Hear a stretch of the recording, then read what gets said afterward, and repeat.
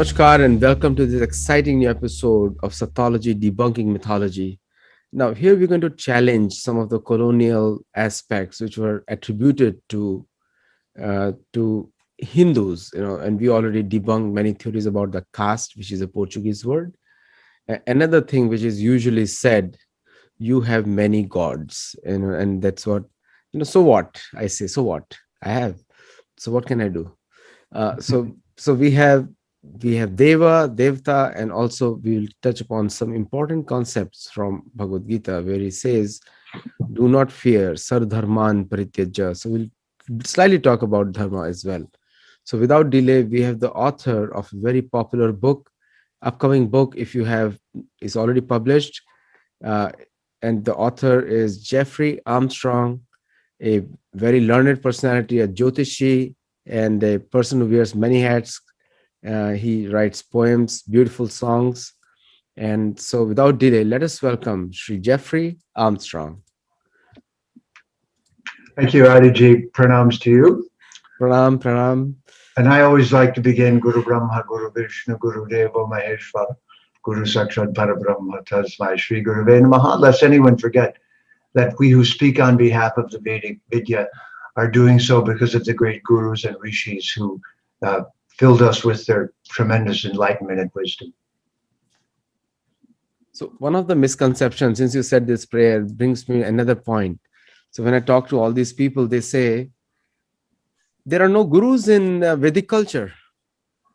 And I don't know from where they got the information, but some of them, they say, we have so many prophets, we have so many people, but you don't have anyone. And it's so, they're so misinformed. And I'm only talking about the teachings which are being told in the name of Hinduism to people. It's a bad propaganda, first of all, by the Hindu, so-called Hindu studies departments to their people, that Hindus have no gurus and Hindus have no prophets. Hindus have nothing. And it from that faith, it comes to me as a total ignorant banter from these people, because we create gurus. Like Jeffrey is a guru also. He teaches you. And sometimes I may be called a guru because I'm teaching, as long as I'm representing the right thought process. So what is your viewpoint on that to these people? Well, first of all, they confused a non-profit for a no profits. The fact that we want the benefit of everyone through Dharma, through Sanatana Dharma, is not for profit. I'm not doing it for some personal benefit.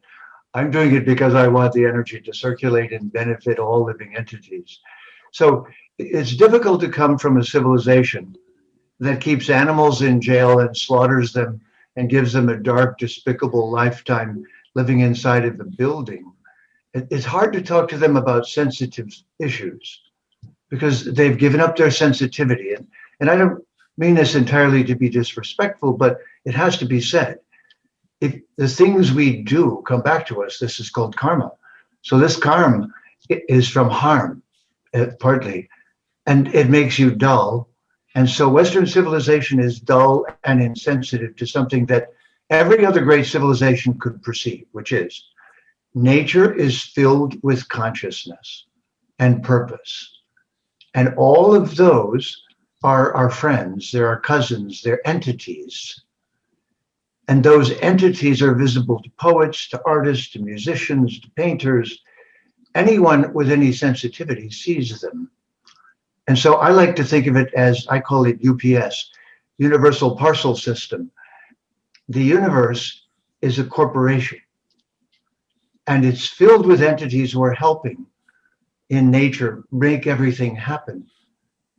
And only someone who doesn't understand business would be confused by this, that when the UPS comes to your door with a package, you don't say, I'll only take it from the president. You say, thank you very much. Nice of you to come out in the rain and bring me this package. You're one of the employees, aren't you? So it's so simple, but the whole universe is a corporation run by employees, and they're called devas and devis, and they have different names, and we like them and we're friends with them. We're not confused that they're the CEO. But to not say thank you to them would be rude. Most of these thoughts have originated from the Persian historians, actually, because the Persian historians were very jealous of when they looted India, were very jealous of the advanced culture of India. And because their entire culture came from India, because we know from Mahabharata very well that Arjun, one of my videos, upcoming videos will be Arjuna Travels Part 1. And in that, I'm going to cover when he travels to the north. And so he crosses Shakaldeep, he crosses Siberia, he goes all those areas. So the allegation, I call it, this allegation is misinformed and lacks any evidence of in iota of evidence, and it's purely personal dvesh or jealousy of the advanced culture. Even though they got their mathematics from Bharat, they got their everything that they have, they got it from there. And today also, most of the Iranians, I would call, because after Islamic invasion, it's called Iran, not Persia. So most of the Iranians, they proudly claim their Persian ancestry, which they were moved away from. And so this logic comes from there, usually, generally. And out of pure jealousy. And from there, it went to Greece. And then from Greece, it has came into the Romans. And from Romans, it has come to the West. And so this is the how the entire cycle has moved through the history. And I described just few thousands of his years of history, which is lastly just 3,000 years old, according to Vedic civilization. Now, coming to this, yes, Oh, go ahead. yes, go ahead. You're saying something, please. Well, I was just going to say, if I may add to that, the name for the Republic of India, is it not Bharatiya Ganarajya? That's right, Bharatiya Ganarajya. Ganarajya. So just for a moment, I think Gana, Isha, Ganapati is very much overlooked. And I don't hear people really understanding and saying what he represents. But because I'm a Jyotish, this is a very important subject to me, because Ganesha is said to be, among other things, the remover of our obstacles. So our greatest obstacle is ourself. It's misconceptions of self and misbehaviors of self that arise from that. So the word Gana gives us the English word gang. And the word Gana also gives us the English word genetics, Jena. The science of genetics, it gave us January also, which is Janus, and Janus is Ganesha also. It's spoken in Latin.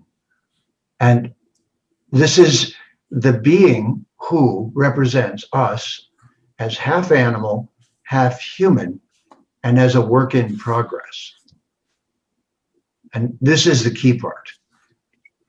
We are all a work in progress. Raise your hand if you're perfect. Exactly.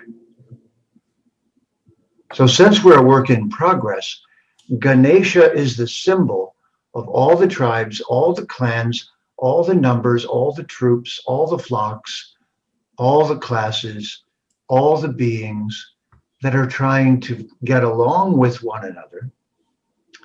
And they all know that they're the Atma riding an animal. And this is where it's combined with astrology. The zodiac means we're riding an animal.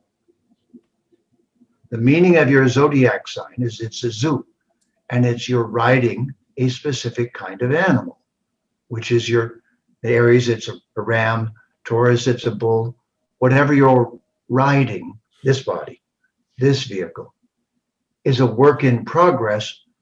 It's partially animal, partially human. And this is Ganesha or Bharatiya Ganarajya, where there's room for all the different kinds of beings.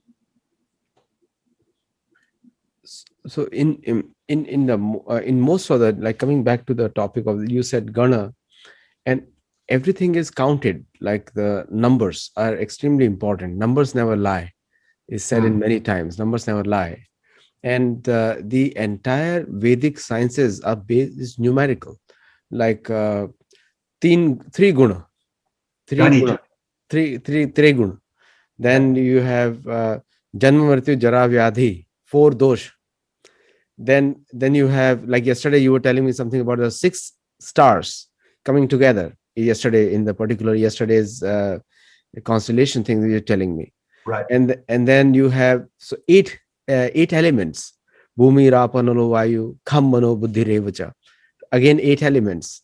So everything is counted, and everything is so mathematically arranged that then like when you say 33 koti, the 33 categories of deva.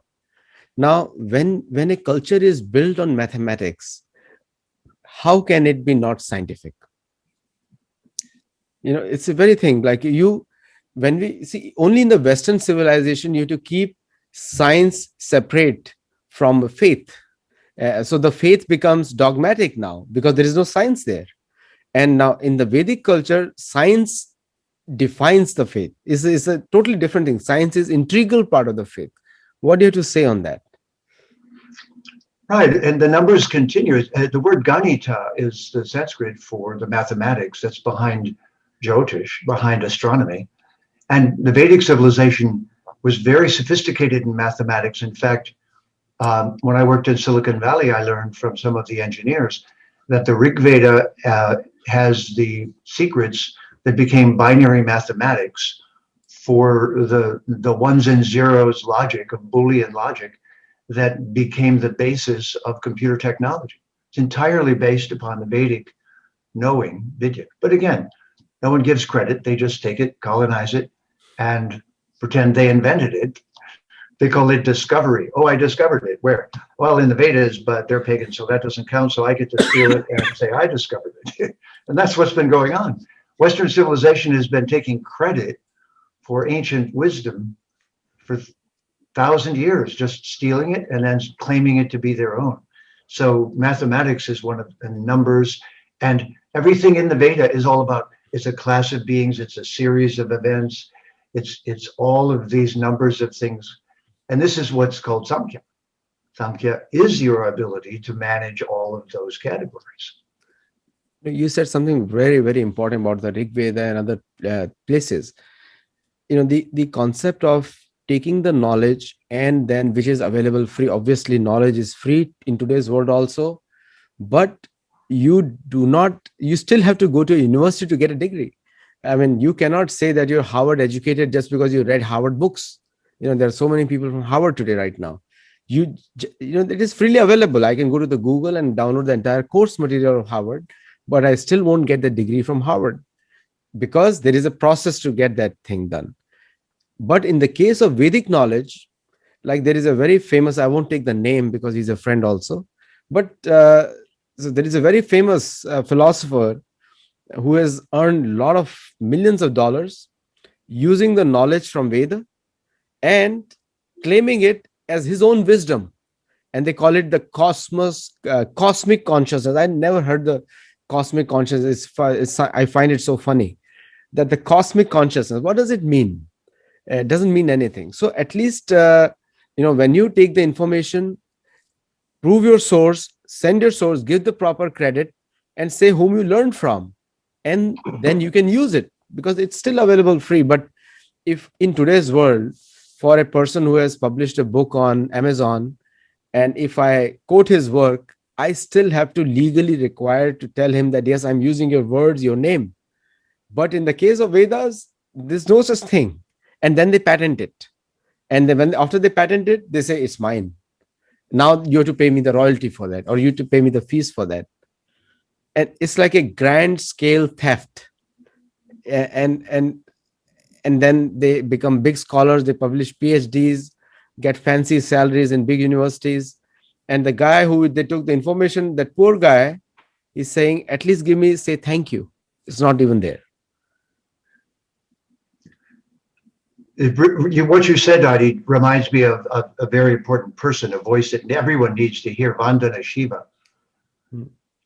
And she's been talking for years now about how the seed stock is all being subverted and destroyed by Monsanto and other such organizations who are really asuric. They started out making toxic poison gases to kill people in the wars. and then they went into agriculture. But this biodiversity that we're talking about, ultimately, all the devas and devis represent biodiversity. And that biodiversity is right now being destroyed at an alarming rate. And it's actually a plan to take agriculture from humans, have it done by robots, and it's a series of very wealthy billionaires who are doing this. But it's the final stage of colonizing the planet and taking it away from individuals and making it into a terrible place where all of the individuality and all of the touch with nature is gone, and the seed stocks are gone, and our food is designed for us by poison makers. And this is all interconnected with the same thievery. Then it was the thievery of the seeds, then they would enslave people, then they would force them to work for them as slaves. And we're in the advanced stages we call corporations. I call them corpsoration, that dead place I used to go to each day. Because the corporation is a profit-making entity that doesn't have a conscience. And so all of these diversity beings are our many friends in nature. And this is what we're losing track of, and what colonizers have tried to make us lose track of. Didn't that the Ravana did the same thing? Ravana was also doing the same thing, building a staircase to heaven. Yes. And he was doing the same thing. Hiranyakashipu did the same thing. Hiranyaksha did the same thing.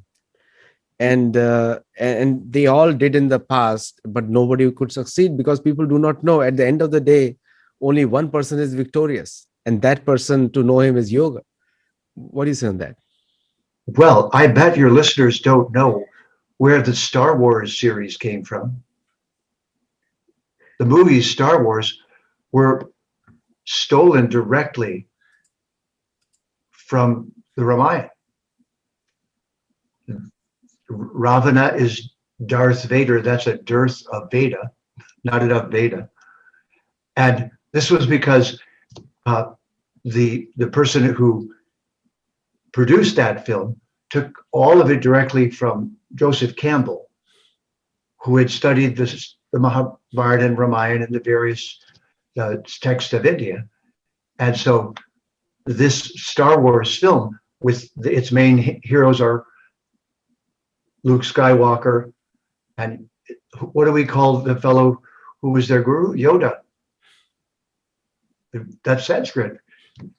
Duryodhana or Yodhana. Yuddha. In the Gita, Krishna says, let this Yuddha be your yoga.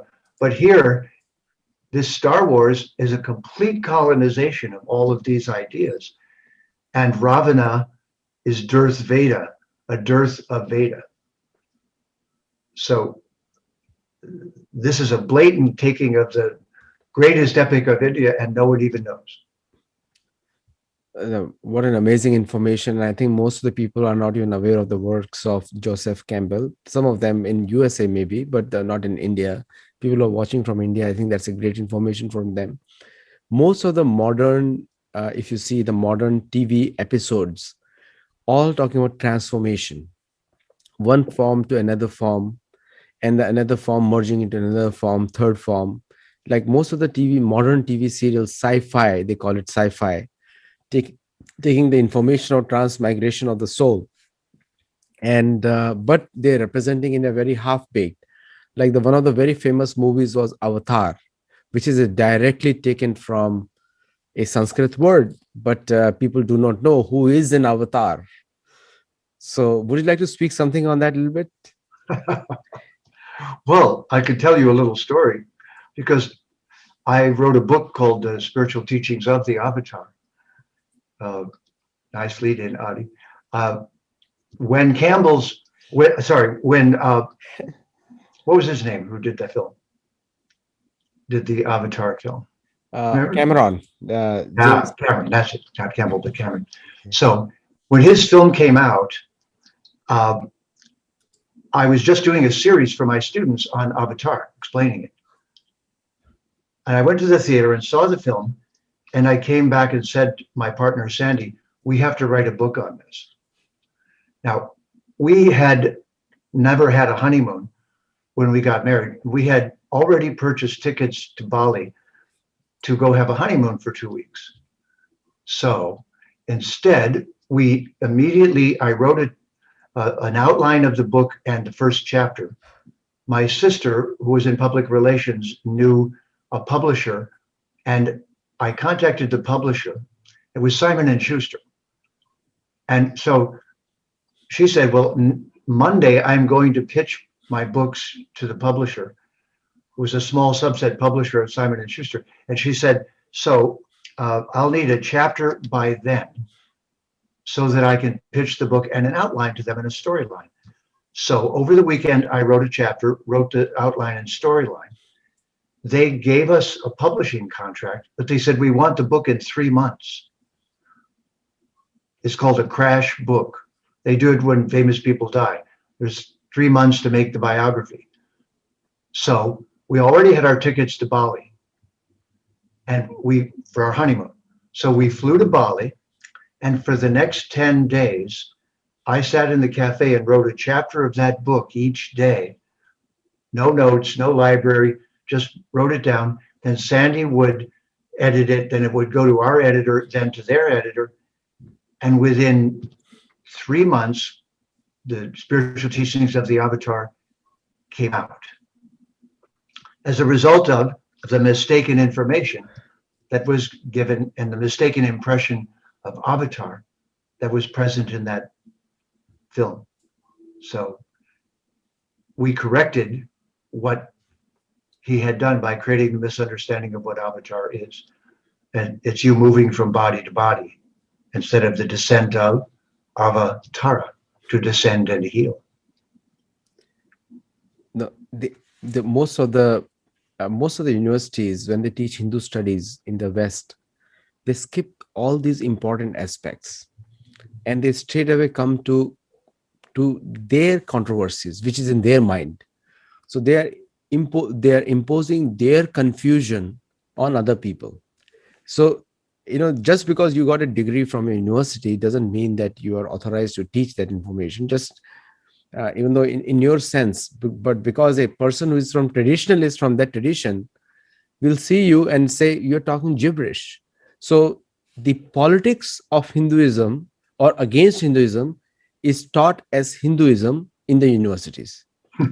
So, which is a big problem, that why the politics against Hinduism is taught as Hinduism. So the things like the topics will be, and I've seen in California textbooks, I've seen in Massachusetts state textbooks, I've seen in Florida, like all of them are following the California curriculum. And so ultimately a person comes out is that Hinduism is a bad culture, it's a backward culture, it's a culture of infidels, heathens, pagans, satans, all kinds of adjectives come out of it. So the person who goes there into these universities, and we are sitting in California speaking to Californian students right now, they take, what they get is a complete distortion of facts. And when they come out in the society, and the only thing left on them is when they see a Hindu or a person from India or an American practicing Hindu culture or dharma, they see them automatically as backwards. And so totally like a misinformation campaign. So what is your analysis on this, and where, because you have lived in this culture, you follow this culture, and you know both sides very well. Okay, Adiji. Yep. Well, this is a very important thing for everyone to understand. This has to be spoken without it sounding like you're being hateful to others. So I was born a Christian, a Protestant Christian, and nobody ever did anything particularly bad to me. They just told me their viewpoint and their worldview. And in it, for most sincere Christians, they don't understand world politics, and they're not trying to take over the world or be evil. They're just holding a belief system in the divine in a particular way. And they're nice, reasonable people, most of them. But behind Christianity, and I have a degree in history and comparative religion, I studied this in great depth, is a conspiracy and a plot to destroy all other civilizations as the agenda for the fulfillment of their worldview. So it's very important to separate, I'll give you words for this, Christianity, which is a kind of insanity, from Christianism. The people trying to sincerely follow a particular group of moral teachings are usually doing so in the way we would in the Vedas. They're sincere, and that's what they know so far. It's their faith. Not much knowledge, but a faith. But the Catholic Church in particular has had a plan forever for the destruction of the world that doesn't agree with them. And it is definitely what I call my way or the highway, Yahweh. So this is, and William Blake, the great poet, called Yahweh mean old Nobodadi, the angry, mean, destructive father. So it's very important to understand that billions of dollars are still currently being spent by branches of the Christian religion to colonize India and take it over completely. They have huge budgets every year for doing this because what they're against is Vidya. They're against Veda. They're against knowledge and learning and the empowerment of the individual and seeing each individual as having a right to choose. But this is the very basis of the Vedic civilization, that we're all here on a grand journey, that we're the Atma, and that we chose to come here. We weren't forced, we weren't evil, and that learning is a part of our adventure here, but learning carefully so we don't destroy the campus while we're here. So the difference between the Vedic civilization and the Abrahamic religions that became violent, the branches of Islam and Christianity that became violent, is that they decided that killing anyone and destroying anyone who disagreed with them was the fulfillment of their prophet and prophecy.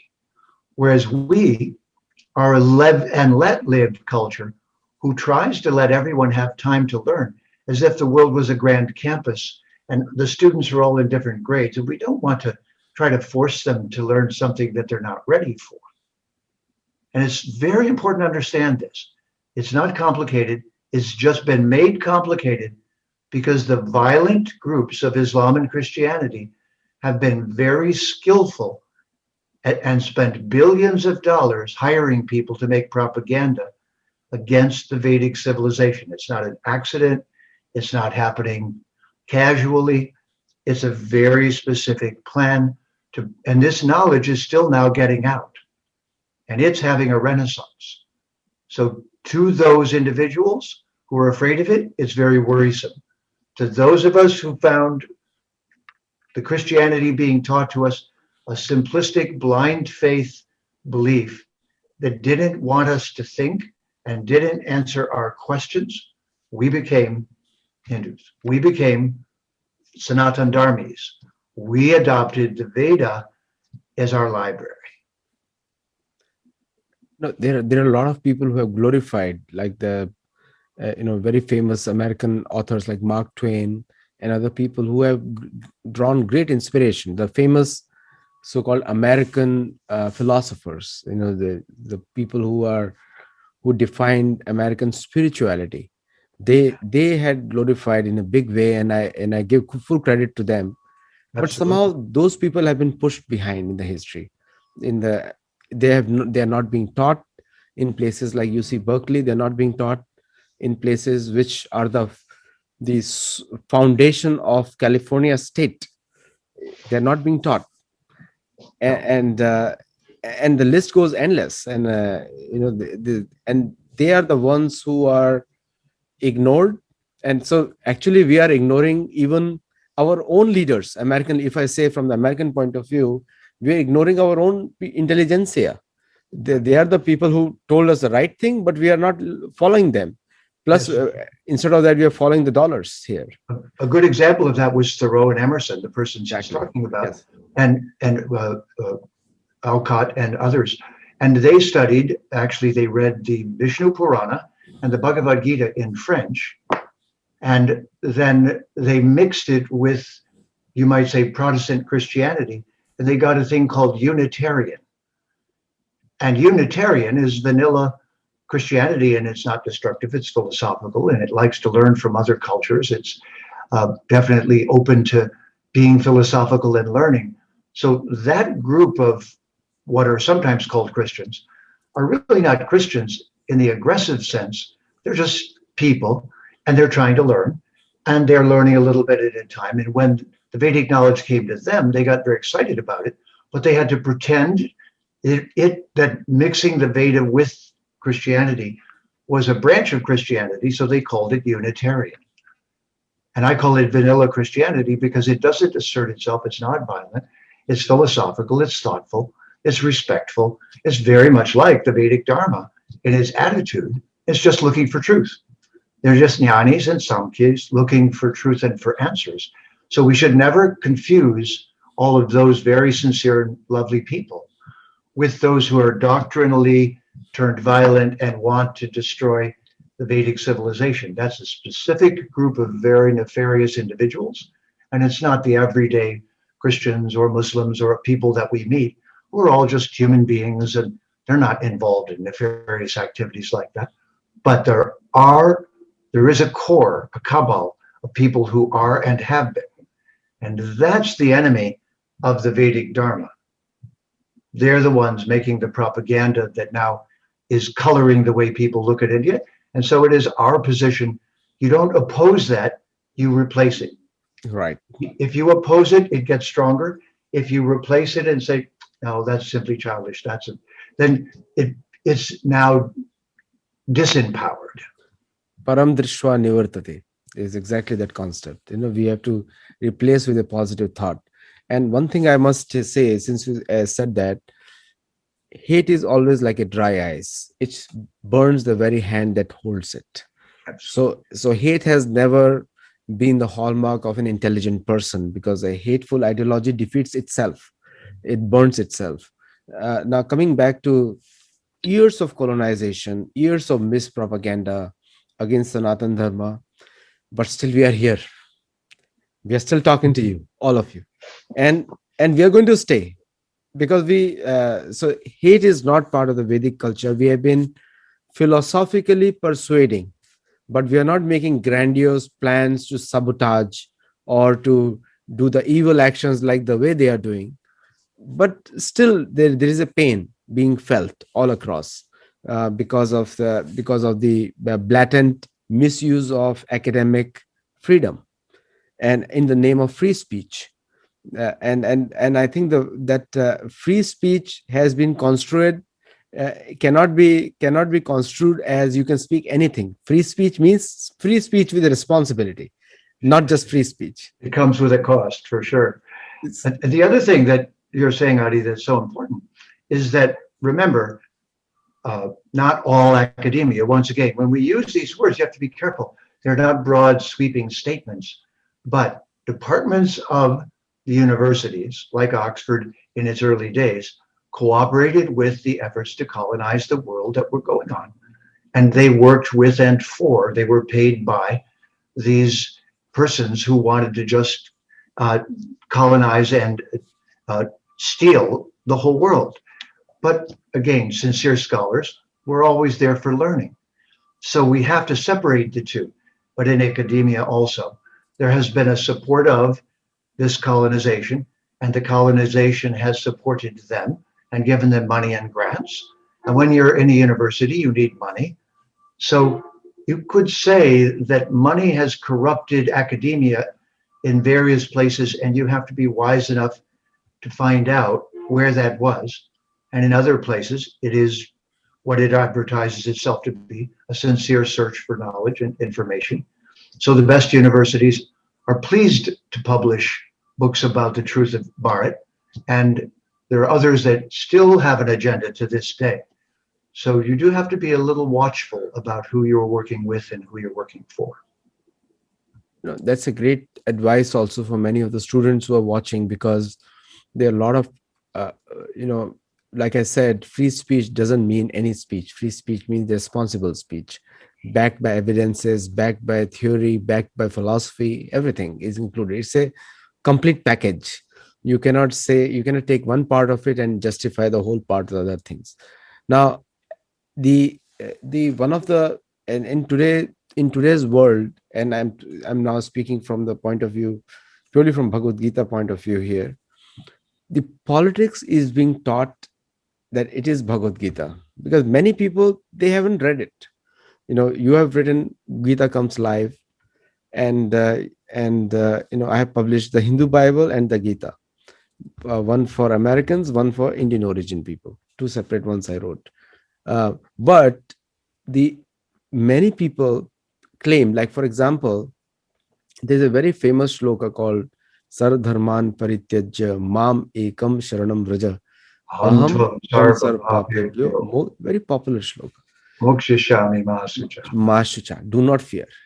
Now, some people I have even gone to the extent, Mashucha means, some people in the universities have claimed it means maintain cleanliness. You know, You sounds very wash your hands every day, you'll be fine. and it came to me that, and a very educated professor talking about it, and I, a person, if they are watching, they will understand whom I'm talking about. We're not taking any names here in this show, but this is what they're teaching to the students here, that the Hinduism emphasizes on cleanliness. Now that shloka they took from where to where. It says says do not fear and maintain all kinds of dharma, means actions which you perform for daily work, but do it in my spirit as a karma. So what do you have to say on that to such people who are misusing the shloka to say something else? Oh, the confusion is very deep. Well, here's the thing. So there are certain basic, I would call them worldviews, that are the basis of the Vedic Vidya and the Vedic perspective.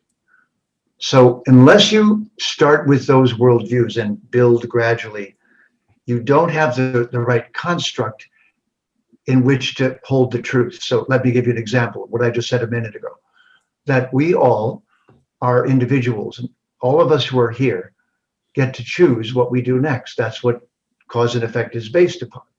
Now, in order to accommodate us, the whole universe is based on cause and effect.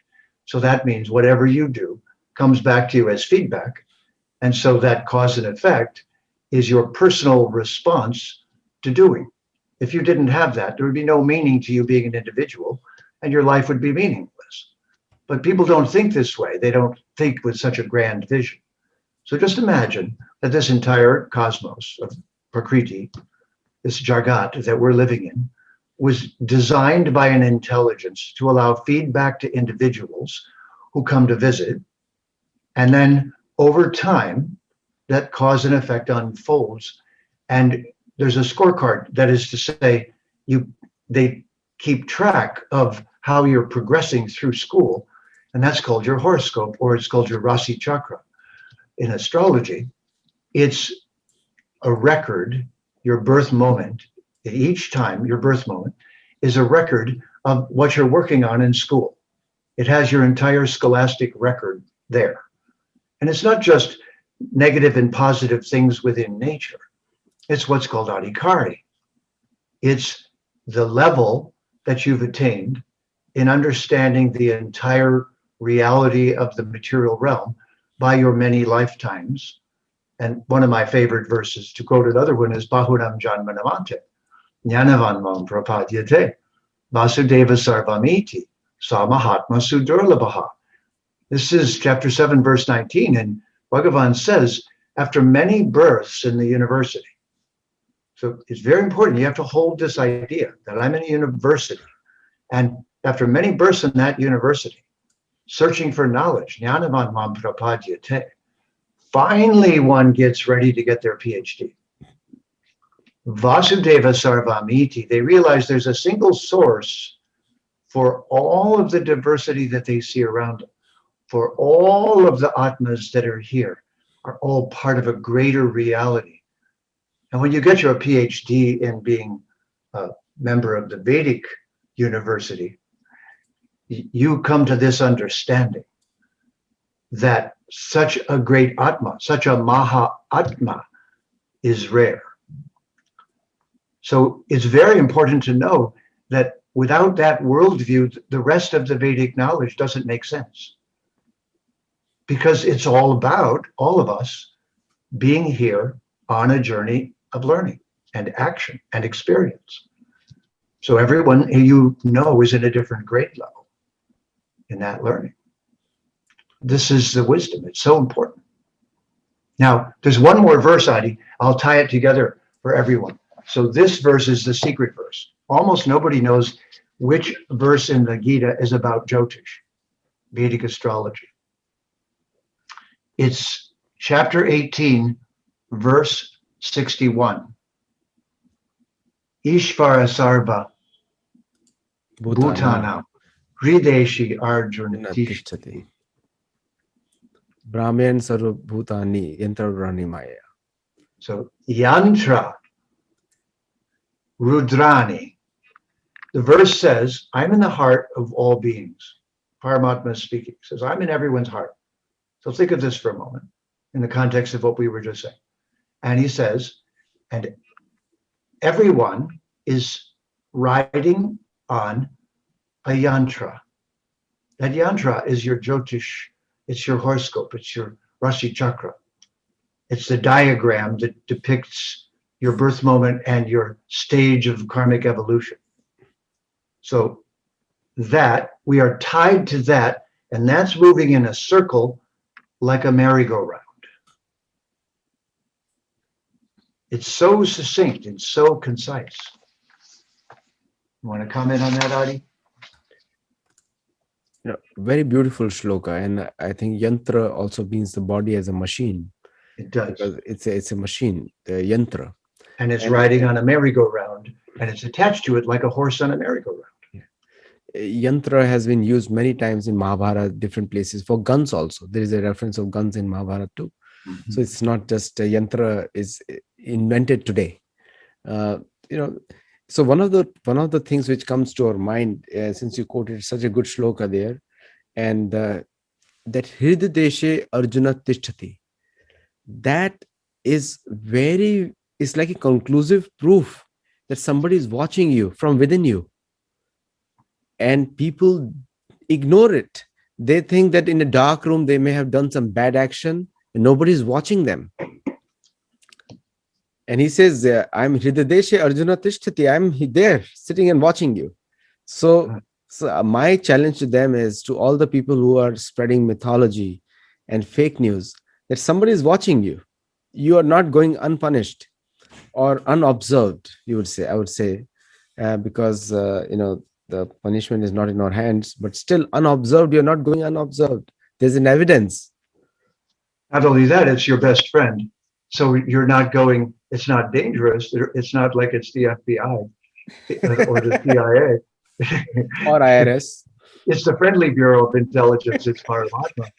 So it's also you now have a best friend. And the Bhagavad Gita is a best friend book.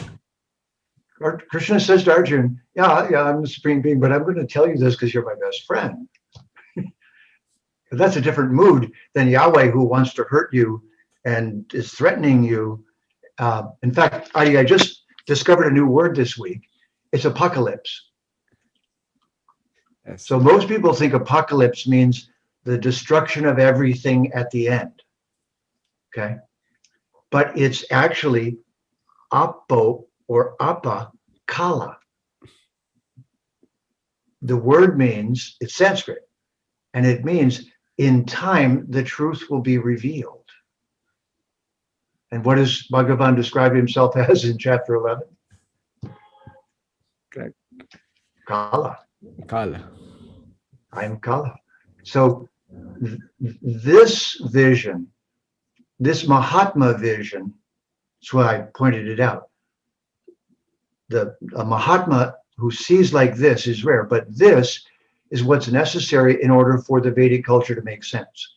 If you don't install this software, if you don't see the world from these eyes, then you've rejected the premise on which the rest of the Vidya is based. See, some people, they say they can turn the back time on. That's a fool's paradise. You can switch your watches and say, okay, I'm in a good time now. I'm yesterday again. I earned the time, but that's not happening. Every minute you spend, you're losing time, which you cannot get back after millions of dollars. So the kala is always moving, and we have to make the decisions now, good decisions now, good karma now, not in the future. Past is already done. Let's forget about it now. Today we That's can also start. where we get calendar from. It's a calendar. So there's so much Sanskrit everywhere.